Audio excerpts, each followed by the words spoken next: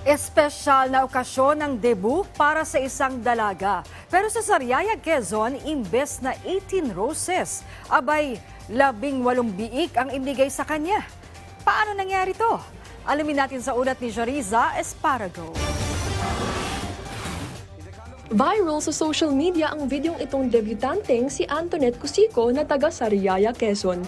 Imbes kasi na 18 roses na tradisyon sa debut, 18 biik ang ibinigay ng kanyang bisita. Ito rin naman kasi ang hiniling ni Antoinette para sa kanyang kaarawan.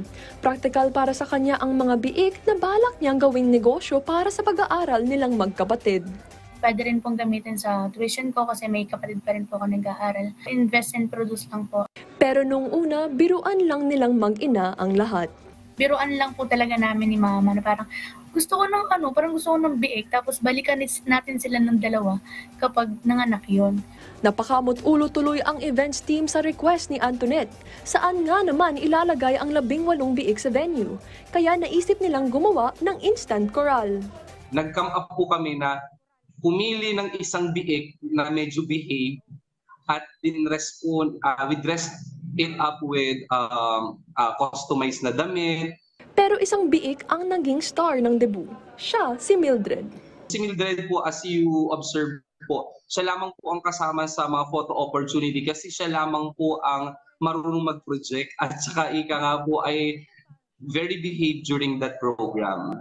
Achievement unlocked naman sa events team ang kakaibang challenge at pumatok pa sa social media. Since this is first in the event industry history, for sure ito po ay pag-uusapan at magte-trend. Masaya naman si Antoinette sa pagmamahal ng kanyang mga bisita. Bonus na nag-viral ang kanyang debut. Habang binibigay po nila sa akin, parang sabi ko, alagaan namin to ng pamilya kasi gusto po namin kapag sila po yung nangailangan, kami naman po yung may maitutulong sa kanila. At syempre, bagong yugto ito ng buhay ni Antoinette at malaking pasalamat niya at gumagabay sa kanya sa lahat ng oras ang kanyang pamilya.